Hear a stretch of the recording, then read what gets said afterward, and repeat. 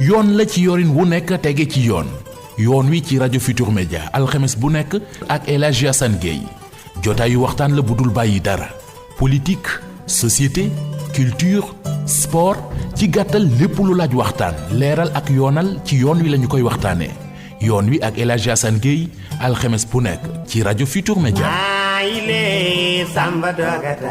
mbokk yi ñu ngi leen di nuyu di rafetlu bu baax seen ànd ak ñun RFM ni ñu ko baaxoo alxames ju ne ci waxtu wi ci kàttanu borom bi ñu àndaat ak yéen seen émission yoon wi ñu ngi ànd ak madame le ministre bi ñu dénk wàllu ndaw ñi ministre de la jeunesse soxna Néné Fatoumata Tall madame le ministre ñu ngi lay ziar rafetlu bu baax teewaay gi. jërëjëf El Hadji Assane maa ngi lay nuyu bu baax di nuyu waa rajo Futur Média yëpp di nuyu également seen ay auditeurs. nuyu sénégalais yëpp ñuy déglu rawatina tam ndaw ñi. jërëjëf justement yow lañ dénk jeunesse bi laata ñu sori ci waxtaan wi lan mooy ministère de la jeunesse ci gàttal est-ce que da ngeen yore xëyu ndaw ñi seen santé wala dañ naan rek ay activités yeneen la. waaw ndaw moom ku ko yor defe naa ni daanaka yaa yor lépp réew ndax Sénégal ku nekk xam na ni li ëpp ci population bi ay ndaw nañ. ñi ngi ci 65 ba 67% donc ñoo ëpp ci population bi. kon daanaka li ñu yor ci réew mi bari na dëgg la ministère de la jeunesse dafa am ministère de l'emploi am. boolewuñu ko waaye nag ci suñuy mission bokk na ci. jàppale ndaw mi ba nga xamante ne ni épanouissement socio-économique da ciy bokk te kuy wax épanouissement socio-économique di nga wax mbirum xëy ba tax na employabilité ndaw ñi dafa bokk ci suñuy liggéey loo xamante ni dañ ciy jàpp tàggat ci ndaw ñi ba am nañu agence bu ñuy wax ANPEJ agence bi nga xamante ni day def promotion emploi wu ndaw ñi loolu moo tax nag tey jii suñuy mission loolu daf ci bokk waaye itam am nañu direction bi ñuy wax PRODAC projet la boo xamante ni tamit mi ngi ci biir ministère de la jeunesse donc boobu it dafay favoriser xëyu ndaw ñi ci suñuy mission bokk na ci tamit protection sociale des jeunes protection sociale des jeunes dafa li mu ëmb dafa bari santé de la reproduction ci la bokk muy adolescent jeunes yi nga xamante ne ni dañ leen war a protéger rawatina jigéen ñi nga xamante ne ni dañuy leen di sàmm ci li ñuy wax lutte contre les violences faites aux femmes les violences basées sur le genre li ci mel ni xarfal jigéen ñi ak mariage ak grossesse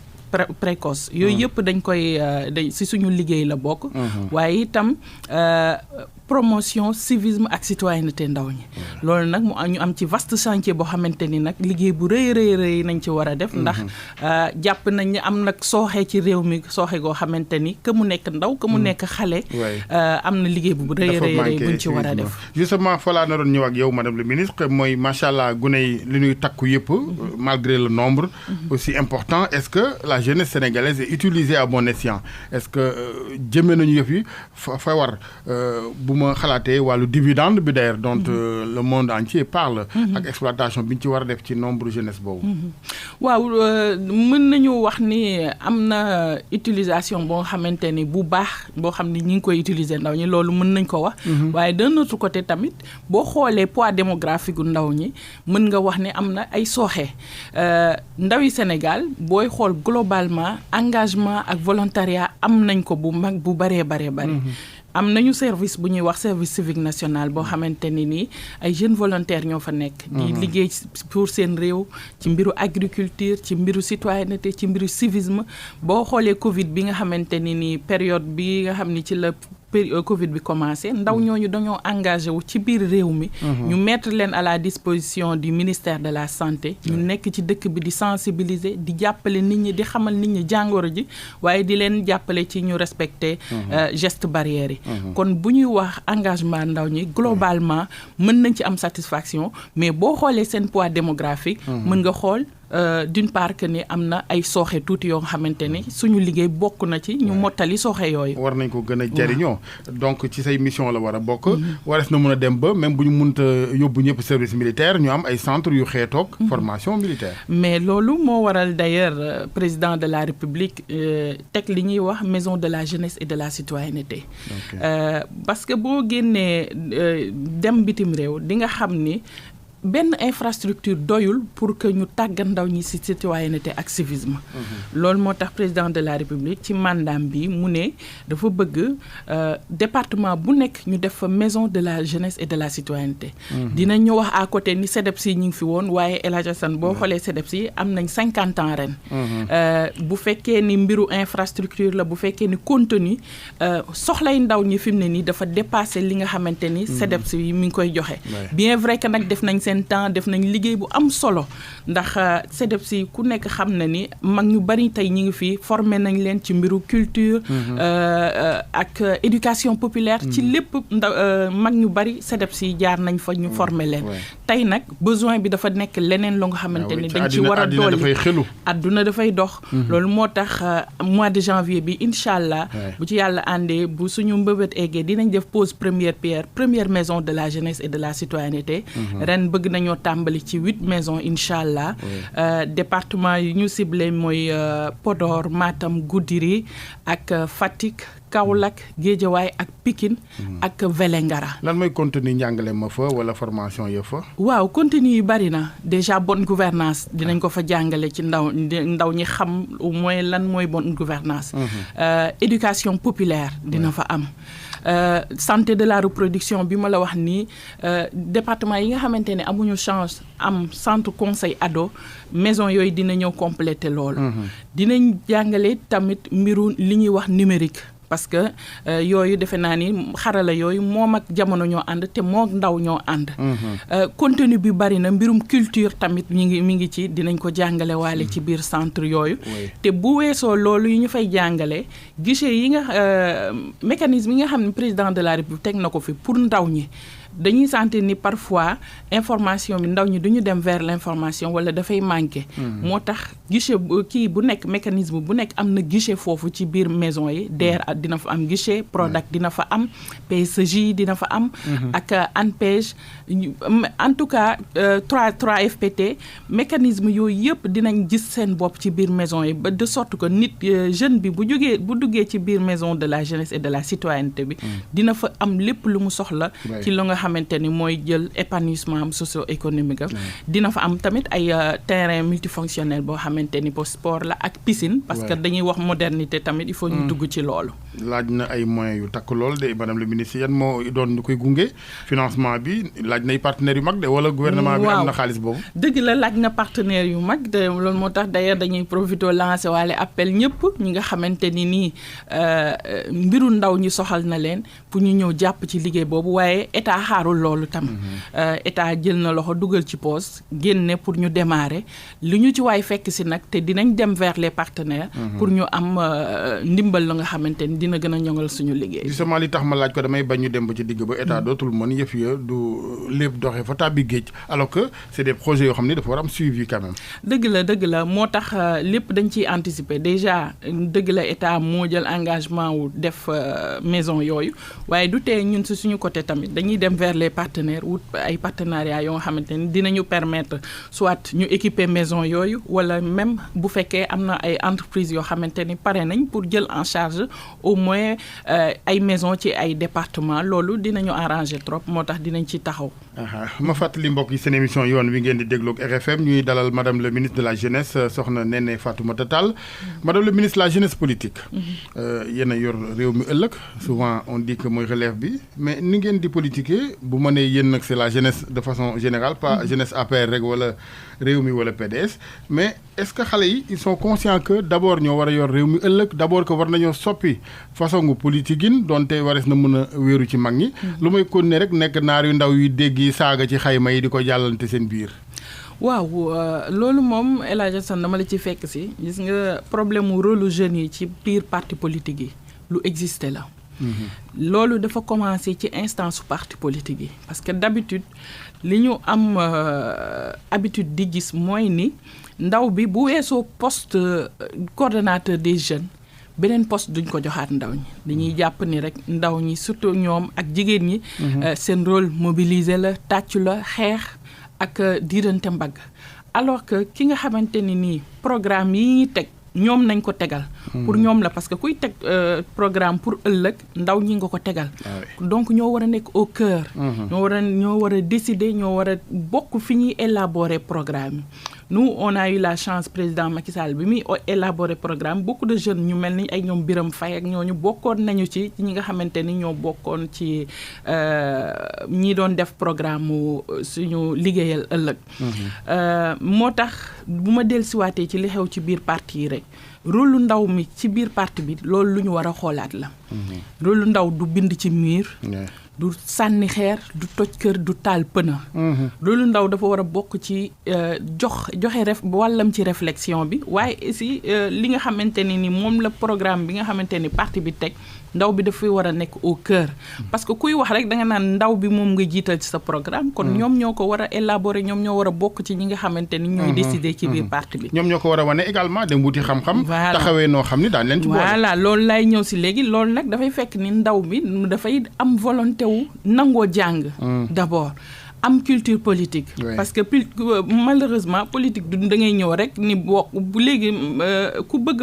am facilité da nga naan damay dem engagé wu politiquement.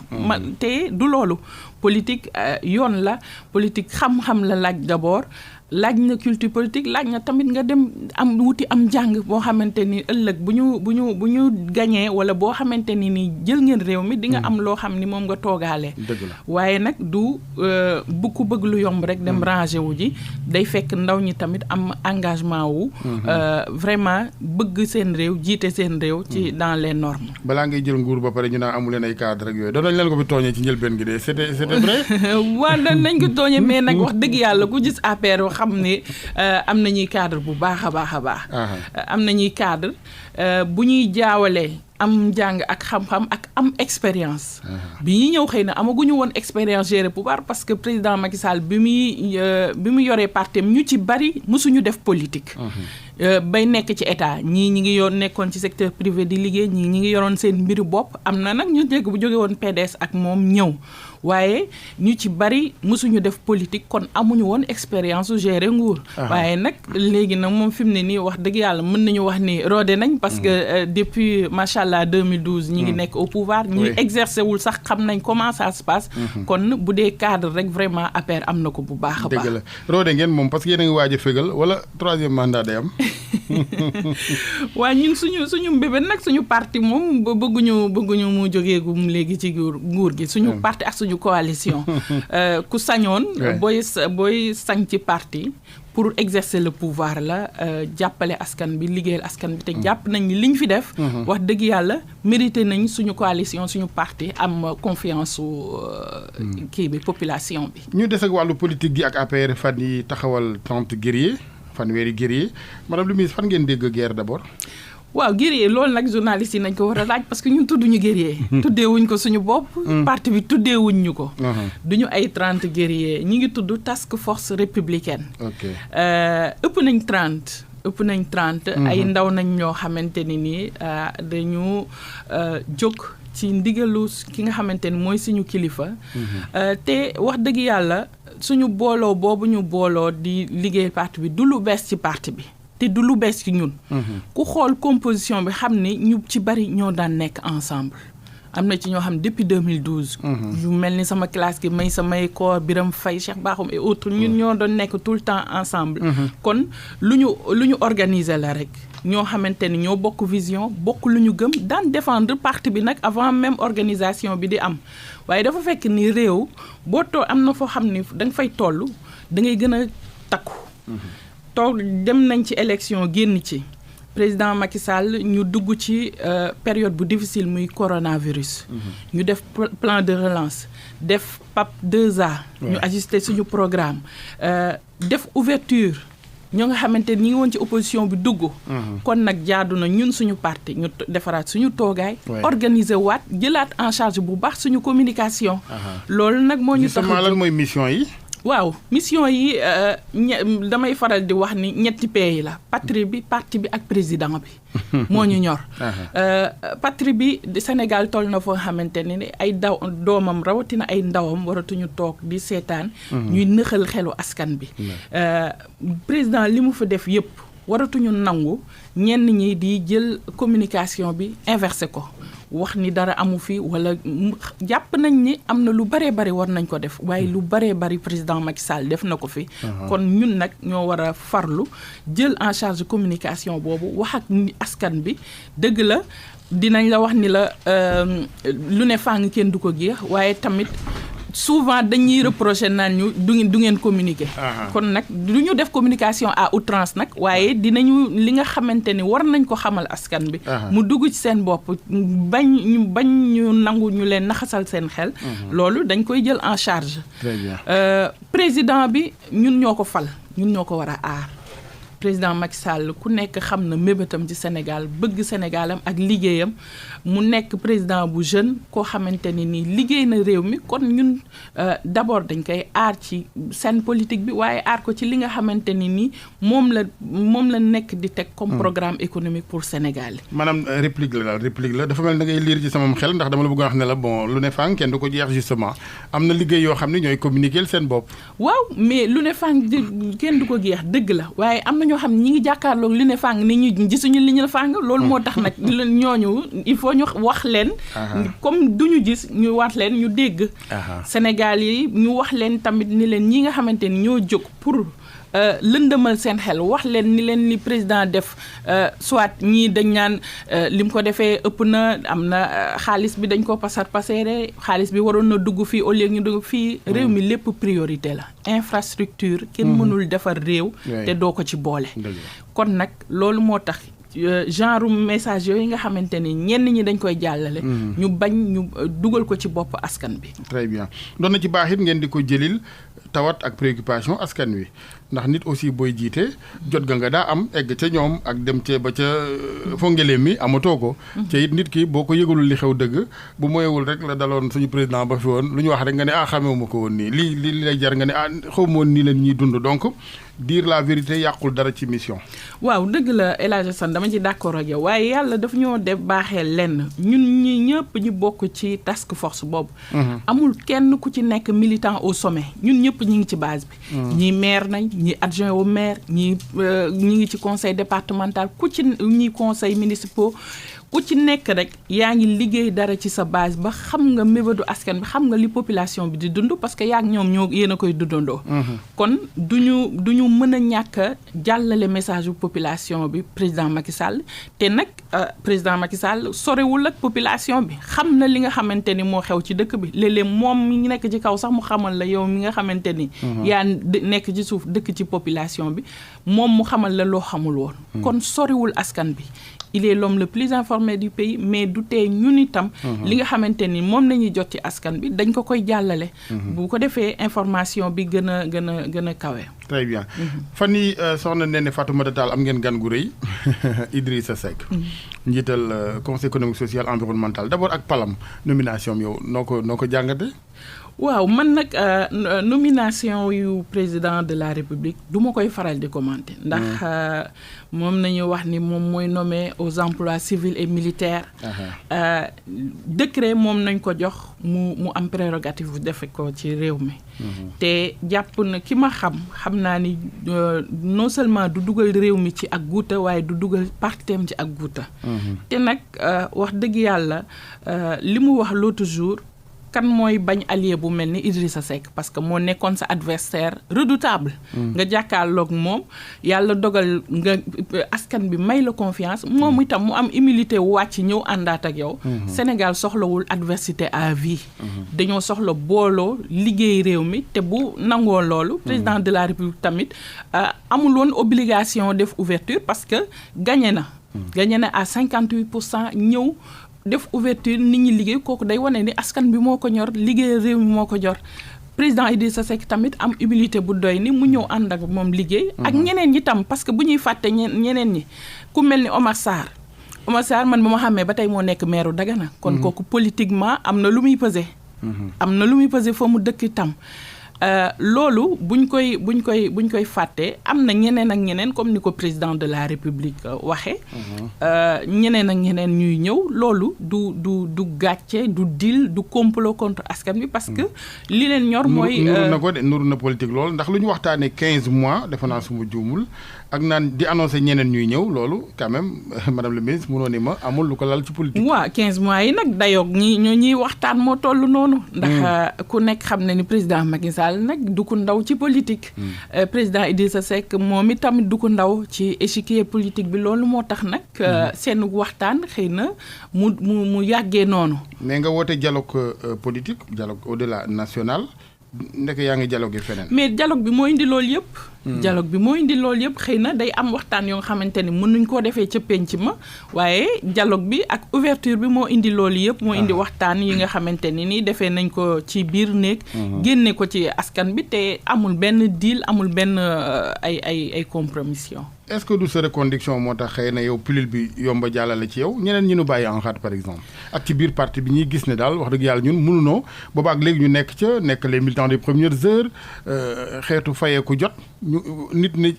cëppet wadd ci arène bi rek daal di jël mbir mi. waaw bon comme yu wax nga sama reconduction dag may mayaale ma gërëm bu baax président Macky Sall nga xamante ne ni moom renouveler confiance am. mu nekk confiance bu nga xamante ne ni dañuy xëy di suba ba ngoon jot di bay suñu waar pour mériter ko ndax nag askan bi bari nañ fi ñi mu mën a fal bari nañ fi.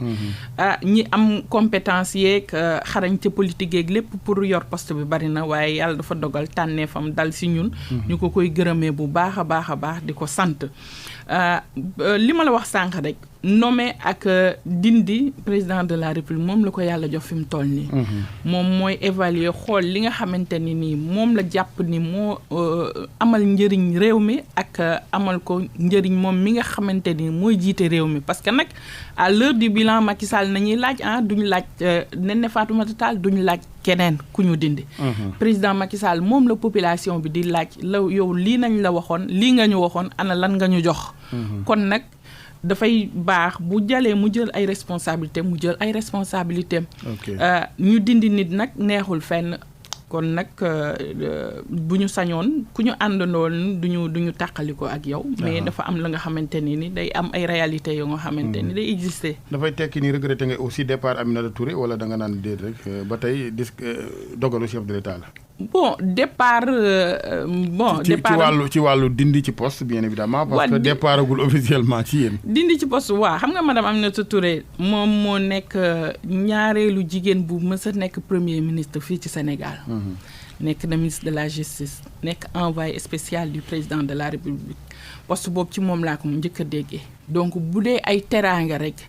bu dee worma bu dee cër bu dee gëdd rek président Macky Sall mosul jóg ci di ko jox. kon nag jàpp ma ni loo xamante ni dañ ko salfaañeel ay droit am la wala ay loo xamante ni moom la. li ma la wax rek moo ci nekk président de la République moom mooy natt xool ki nga xamante ni moo ko doy mu teg ko ci place. kon bu dee cër rek jox nañ ko lu baree te. am na ñeneen ñoo xamante ne ni bu dee première heure rek. jiituwu leen fi am na ñoo xam ni yàgg nañ ci parti bi depuis dekkal ngor li ñuy am habitude di wax depuis dekkal ngor taawu lal basang ya ñi ngi fi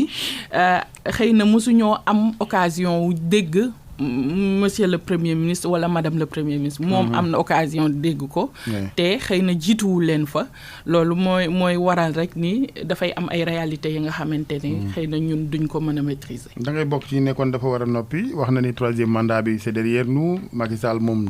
fëgal moo ci des ànd nga ci wax ji. bon xam nga ni démocratie nag nañ nekk nit du wax nga ni ko nag dafa war a noppi mais li ma jàpp mooy. déglu naa benn grand jury fii le 5 janvier 2020 fii moom ak Babacar Fall biñ ko laajee ci mbirum mandat gis naa Babacar Fall day pousser avec persévérance mu ne ko xam naa ni endurant nga lool mais mënoo fexe ba ma wax la ci mbirum mandat prononcé wu ci. entre temps xëy na bu ñu summee mbubb ba mu soloon. xëy na loolu moo tax mu prononcé wu ci waaye li ma jàpp rek mooy ni El Hadj Assane jigéen sax bu nekkee ci buumu sëy ba buum ko dog am na période bu ñuy tuddee idda goo xamante ni da koy observer ba période ba mat mu soog a duggaat ci leneen te jàpp naa ni moom mënoon na observer sax au moins loolu soog a dugg ci rébellion bi waaye nag wax dëgg yàlla APR parti bu solide la parti bu dëgër la te li ma la wax sànq rek président Macky Sall ñoo ko fal ñoo koy aar duñu nangu kenn salfaañe ay doxalin. wax nga baat bi de fippu da nga jàpp ne ak fippu la nekkee. li ma jàpp koo xamante ni yaa ngi woon y a quelques mois de cela yaa ngi woon ci ligne parti bi nga ni lii mooy ligne parti bi du ma ko jéggi maa ko déglu grand jury c'était le 5 janvier 2020 premier grand jury bu année bi loolu la wax ni moom du ci prononcé wu ndax parti bi lii la décidé moom du ci wax dem nañ ba laaj ko sax moom candidature am ak ba xam bëgg na jigéen jiite réew mi mu ne jigéen góor ndaw moom l'essentiel yooyu ñoruñ ko actuellement li ko ñor mooy jàppale président ba mu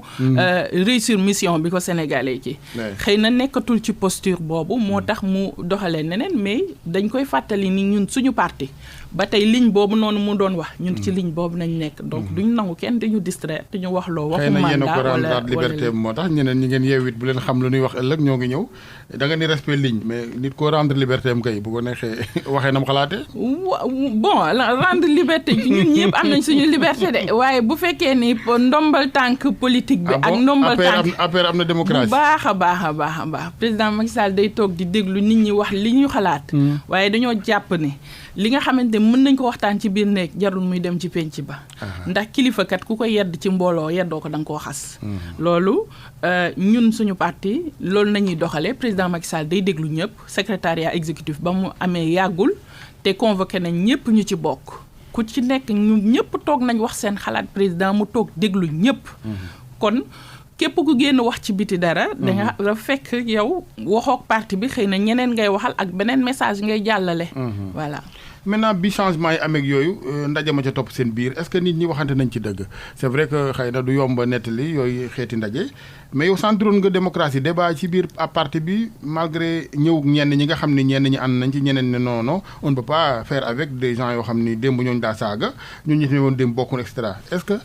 liberté boobu dans l'expression amoon na ci. mais bu baax a baax. am na ci ñu bari wax seen ñiy wax seen du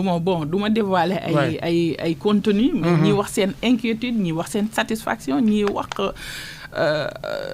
parfois ni xawuñu d'accord ci mais président day déglu et après mu indi ay explications joxe na assurance am bu baax a baax te dalal na suñu xel bokkul ci ñi njort ne ëllëg di ngeen dem du dama leen di jaxase de mais am na ñu ne Macky Sall Idrissa Seck mburoog soow tey mais léegi kurpañ ñi naaw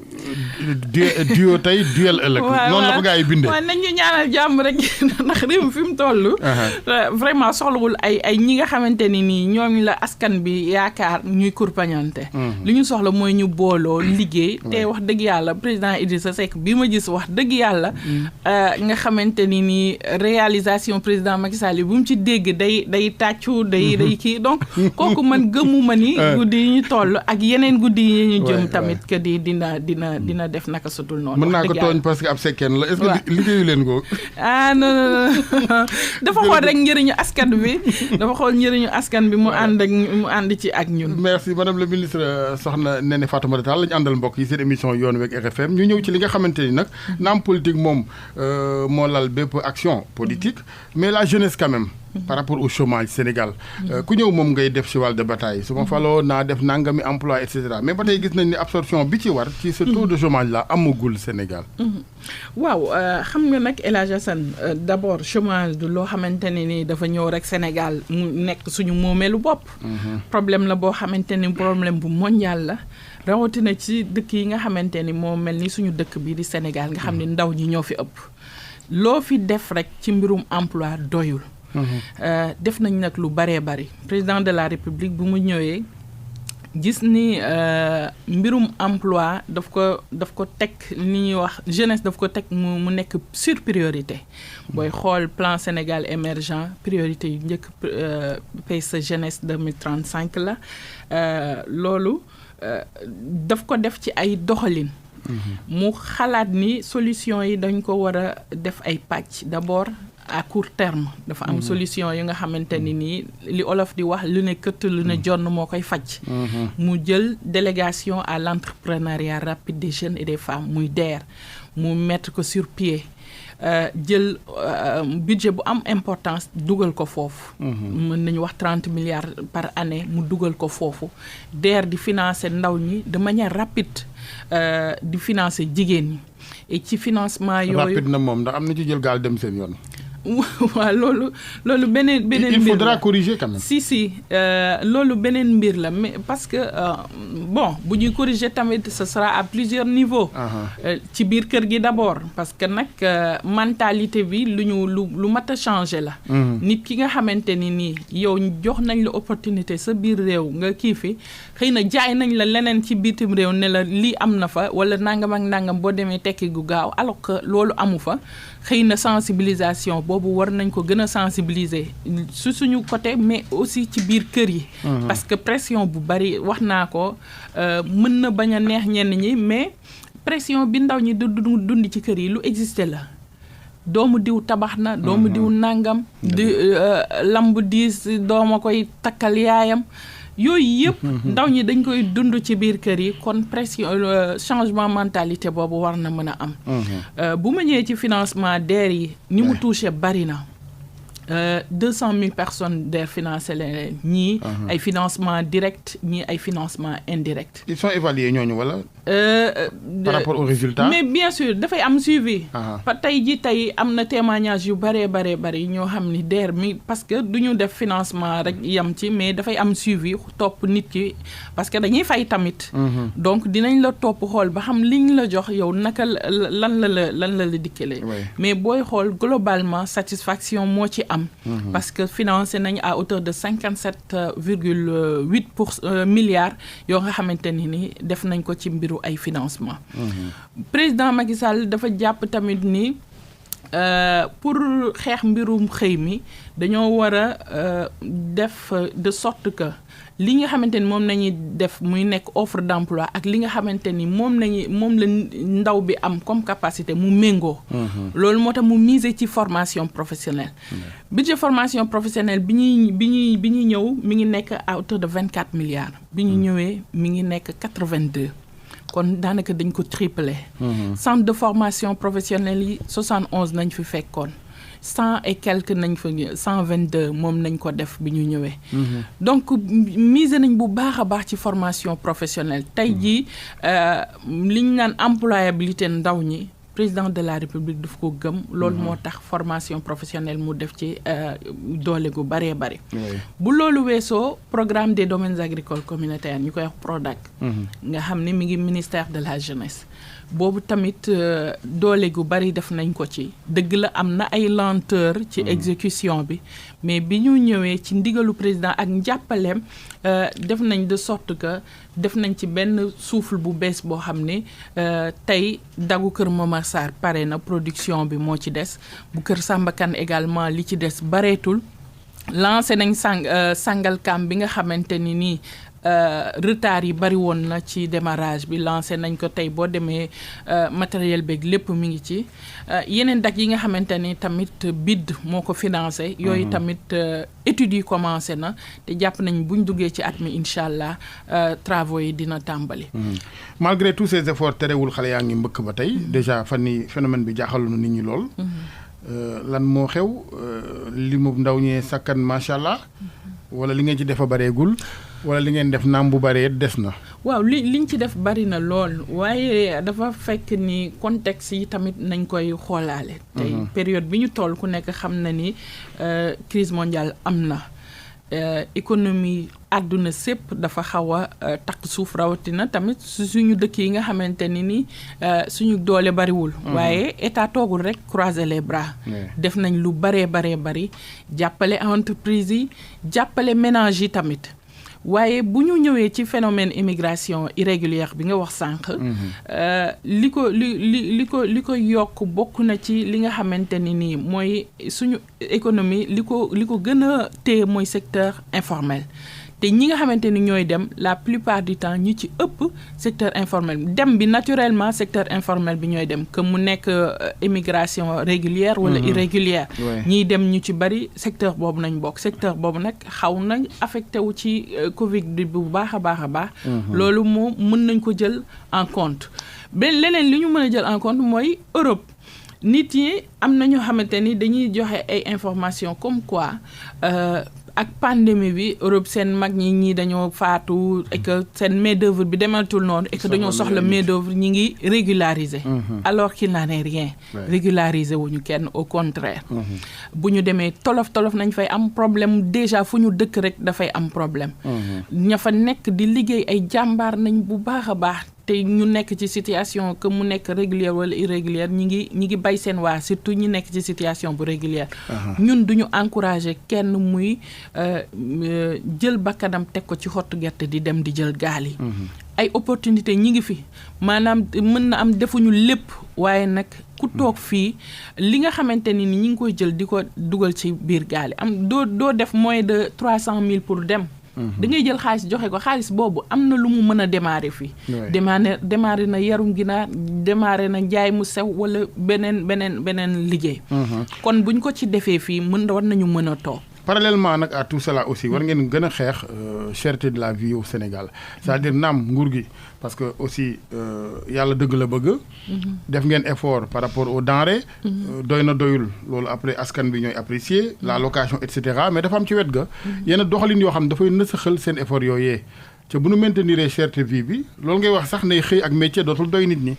mënoo imaginer Ndakaaru ak Sénégal ci boppam dans la sous-région appartement di fi yegg fenn fi ay 400 000 donné 4 mois d'avance ba pare ñu on a l'impression que nguur gi dafay seetaan. waaw loolu nga wax ci mbirum cherté surtout location moom dëgg la loolu defe naa ni kenn mënul tëj sa bët ba doo ko gis. te président Macky Sall du jóg ci di wax loolu mais di wax tamit mesures yi nga xamante ni war nañ ko parce que jëloon nañu ay mesures ñu def de sorte que application bi doon loo xamante ni lu réel la.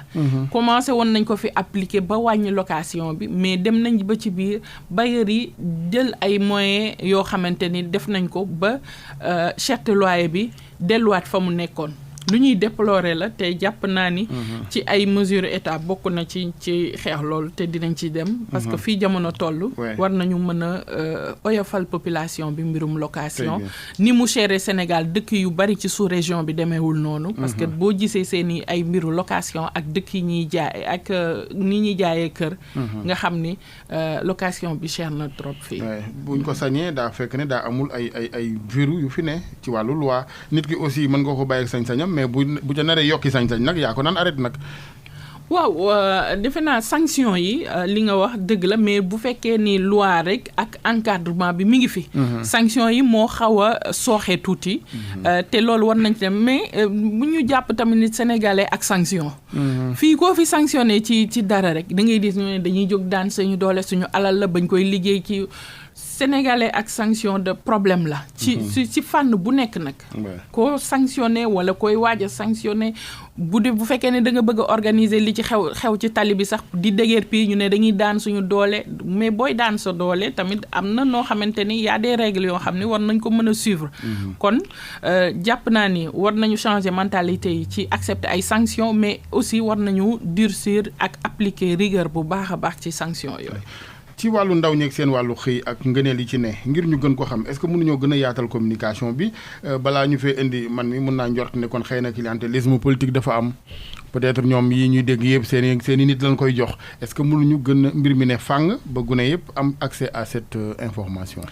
waaw loolu lu mën a nekk la gën a yaatal information bi waaye di dal rek sa xel man mécanisme yi ma fi gis yëpp dëgg la am na ci yoo xam ne nekkul ministère de la jeunesse mais boo waxee sa axulaay taalaa rek nga xam ni yaatal nañ ko et que xooluñ ci kii mu am casquette politique wala leneen boo jëlee lu mel ni DER dégg na jàpp naa ni gis nañ fi ay opposants yu baree bare ñoo xamante ne nii dañoo hostile au régime dañoo xam ni te ànduñu ak ñun du tout DER financé leen na leen am na ci ñoo xamante ni nii dañoo bokk ci ñun te xëy na defuñu projet wala dañoo bëgg rek ñu tëb financé leen kenn financé wu leen kon askan bi yëpp lañ fi nekkal jeunesse Sénégal yëpp nañ fi nekkal parce que nag bu voté jotee du ñi nga xamante ni ñoo ànd ak ñun di politique rek ñooy voté am na ci ñoo xamante ni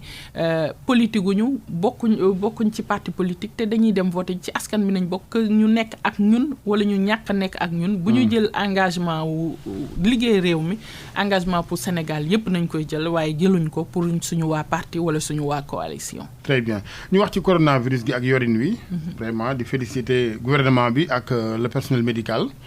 Mais gis nañ ni jebbi waat na fan yi foofee ñenn ñi ne wéy wàllu communication ñi jàpp ne nguur gi ci boppam xëy na dañ fay fekkoon ak tumburanke ci wàllu jumtukaay kër docteur moo nar a feeñi surtout par rapport au CTE yow lan ngay wax. waaw d'abord damay féliciter sama collègue ministre de la santé ak personnel bi yëpp nga xamante ni ñoo bokk ci liggéey bi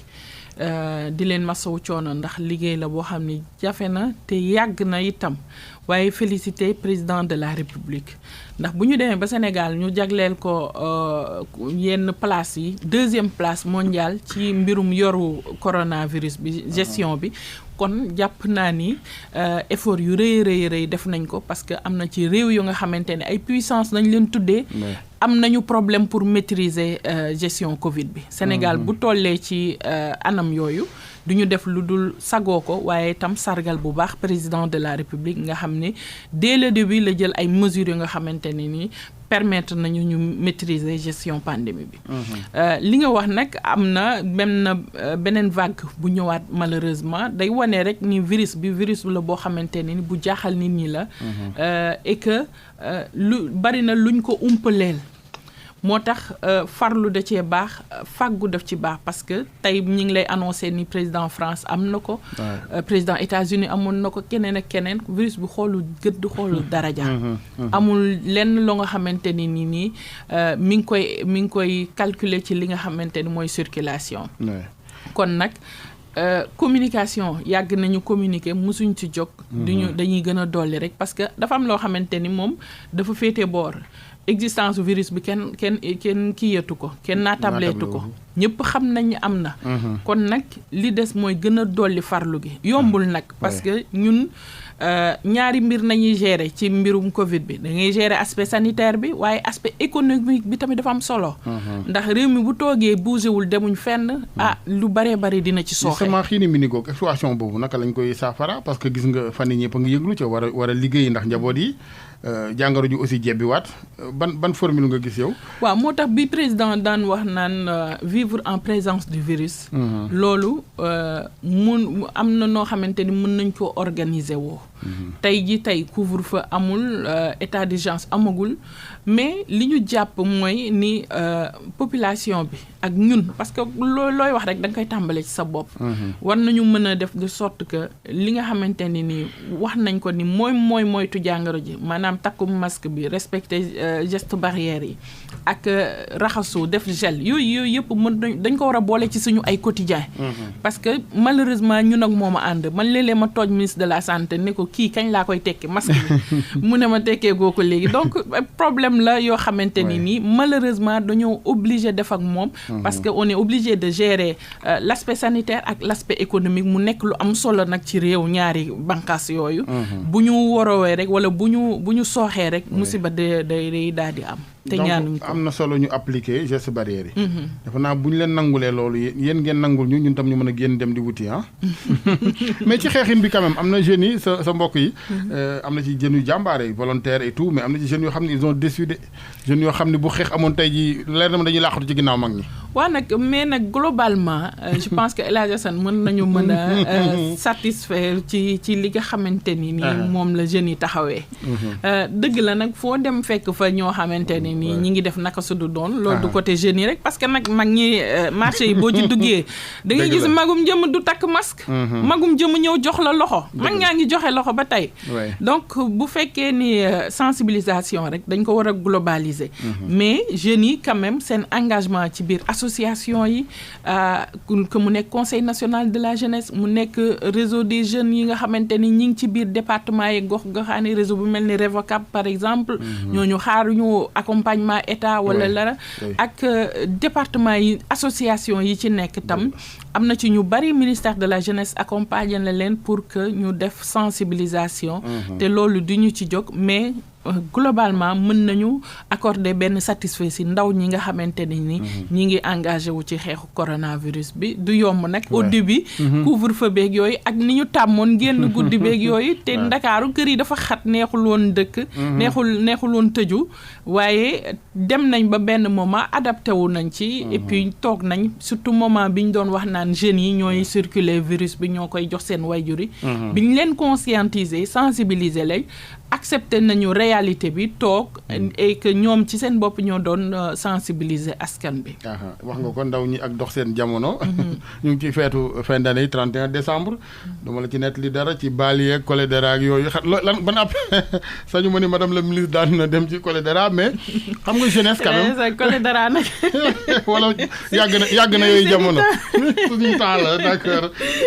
est-ce que ndaw quand même kenn mënu ko tere que la jeunesse se fasse maintenant mu ànd ak xëy na utile. waaw bon xam nga olof day wax naan bala nga naan naam ne ca parce que foo ak kaf ak yenn yi dafa ànd ak wér-gi-yaram d'abord te corona bi mi ngi def ay ravage boo xoolee nombre de décès yi ak ñi nga xamante ni ñi ngi ci sous assistance respiratoire c'est compliqué yooyu dañ koy sóoraale may profité ci occasion di jaale bu baax waa suñu waa parti ak Sénégal yëpp monsieur le maire Amadou Bekay Diop bi nga xam ni ñàkk nañ ko de manière brutale ak ñëpp ñu ngi ci ñàkk di ñaan yàlla mu yam fii tamit di jaale Sénégal yëpp waaye c'est très compliqué bu ñu xoolee yooyu yëpp xool ñi ñu ñàkk ak ñi nga xamante ni ñi ngi tëdd ci hôpitaux yi te mu jombul kenn nag ñun ñi nga xamante ni ñi taxaw tey ni coccu wér ëllëg xamuñu fan nañuy mujjee parce que ñi mu dal dof luñ bam dal leen bonuñu bam dal leen ñi masawu honorable député yi nga xamante ne ni chopé nañu virus bi ñoom tamit ak ñeneen ñi fa nekkoon te duñu nekk député di leen masawu di ñaan yàlla mu fëgg seen bopp waaye daal jombul kenn te ku nekk war na ko moytu. Très bien du ma jeexal ci waxuma ci jigéen ñi nag parce que souvent gis nañ ni ay jàmbaar lañu Sénégal am na projet New Deal bu ma gis ci actualité bi fan yi doo ko tekkil gars yi pour la promotion bien évidemment des jeunes filles. waaw New Deal approche la bu am solo boo xamante ni nii dañ ko tuddee di wax approche novatrice boo xam ni pacte communautaire la boo xam ni xale yi jigéen ñi dañ ko signé ak seen ay parents parce que pour xeex li ñuy wax mariage ak grossesse précoce dañoo jàpp ni am na mécanisme yoo xam ne war nañ ko ci demee ñu ànd ci suñu partenaire bu ñuy wax UNFPA ci yenn département yu bari ci réew mi ñu ndaw ñi dañoo signé ay pacte yi nga xamante ni ñoom ak waajur yi ñoo ko signé ndaw bi du contacter grossesse avant l'âge adulte parent bi tamit jël engagement ni du maye doom ji tant que moom tamit amul âge adulte ñu ci bari day fekk ñu terminer seen ay études ba mat sëy te pacte boobu tey booy xool 10 500 jeunes filles signé nañ ko et que club dinañu organiser wu ci ay club am nañ 292 clubs de jeunes filles dans le territoire national mu nekk loo xam ne daf ñuy jox ay résultats yu leer parce que xale yi jigéen yi nekk ci biir club yooyu tey non seulement amuñu ay grossesse mais ci mbirum jàng mi dañ ci xarañ lool tey boo ci invité woon kenn ba mu toog waxal la da nga macha allah da nga yaakaar ni mag mooy wax parce que tàggat nañ leen ci yu baree bari ci mbiru seen épanouissement économique tamit dañ leen ciy jàppale di leen wutal ay formation ñenn ñi bu ñu paree formation ñu jàppale leen ci seen mbirum xëy kon ay xale jigéen ñoo xamante ni li ñuy wax programme protection sociale des jeunes ñoom dañ ci bénéficier wu bu baax a baax a baax di ñi ngi yëngu tamit ci xeex contre le sida dañ leen ci sensibiliser bu baax ñoom dem nañ ba dañuy sensibiliser seen ay morom kon lépp lu jëm ci protection sociale ak seen mbirum santé et tout dañ leen ci jàppale tàggat leen ci ba nga xamante ni tey mën nañu jàpp ni suñu fierté nañ bërki dem nañ def évaluation New Deal boobu mais globalement satisfaction nañ ci am macha allah loolu lu jar yaatal la ci gàttal madame le ministre pour ñu am ay ressources humaines de qualité il faut ñu former suñu ndaw ñi parce que àddina fii mu toll sax wax dëgg yàlla on va vers guerre yoo xamante ne doon guerre yi bombe waaye ci intelligence la ñuy xeexee. tout à fait xam nga capital humain président Macky Sall da ko jiital ci li ñuy wax programme am rawatina ci côté ndaw ñi. loolu moo tax bu ñu dénkee ndaw ñi amuñu droit def le contraire moom li nga xamante ni moom la kii loolu moo tax investir ci ndaw ñi amul pertement. dañ ciy gën a góorgóorlu nag parce que du lu yomb. ñoo ëpp ci population bi te jamono neexul noonu waaye nag bu ñu ci farloo rek jublu ci ndaw yi Sénégal yi tamit jàppale ñu ci ma ci profito di leen gën a lancer appel di leen gën a tàllal loxo. parce que ñun kese mënuñu réussir mission bi. dañ koy songandoo ensemble réussir ko ensemble. parce que ci ñoom priorité président de la République nañ ñoom moom daanaka plan Sénégal émergent parce que tey ministère boo dem fëgg fa lay lu concerne ndaw mi am na fa la jeunesse se retrouve dans tous les ministères boo ñëwee agriculture ndaw ñi ña nga foofu ministère bu mel ni femme sax boo demee am na programme yoo xamante ne intéressé na ndaw ni microfinance commerce économie numérique ministère yooyu yëpp dafa am programme yi nga xamante ni dafa intéressé ndaw ñi kon ndaw mi ngi ci au cœur des politiques publiques war nañ gën a mën a dem nag approprier wu politique yooyu bañ a toog rek di xaar moo taxoon may wax wàllu communication bi mi ngi noonu ñu daal di koy def seen mbiri bopp c'est ça et puis qu'on aille vers le consommé local nit ñi xam ne fii lañ mën a jëfandikoo li ñu fi defaree fii lañ mën a des ngir développer suñu réew tout à fait mu fekk ngeen jàpp ci yéen it dëgg la madame la ministre RFM lay gërëm bu baax di la sant maa ngi lay gërëm bu baax El Hadj Assane di la sant di la féliciter wax dëgg yàlla ci xarañte geek lépp yow moom defe naa ni sénégalais yi ñoo la bëggal seen bopp di remercier tamit auditeur rajo Futur Média yi di nuyu tamit waa Géejawaay yo ma bàyyee ko moom foofu mënuma leen ñàkk nuyu surtout jigéen ñi di nuyu ndawi Sénégal yëpp tamit jërëjëf ma jaxase la ak Aliou Sall soxla woo mairie ba man nag soxlawuma li ma ko soxlaa mooy jël ko joxaat ko Aliou Sall loolu daal laa ko soxlaa te ci laay liggéey guddi ak bëccëg xam nga ci kaw dañoo wax président Idrissa Seck ak président Macky Sall comme mburoog soow mais ñun mburoog soow boobu dañ cee dolli lem ca Géejawaay kon nag ànd liggéey la alhamdulilah jàmm ci la lépp xaj ñu ngi lay gërëm jërëjëf madame la ministre soxna Néné Fatoumata Tall nekkoon ganuk RFM ci émission yoon wi mooy ministre de la jeunesse ci technique bi Abdoulaye Diop El Hadj Assane Gueye ci micro bi ba alxamis ak jàmm incha allah. yaay le samba dogata ay le jamma berdo wala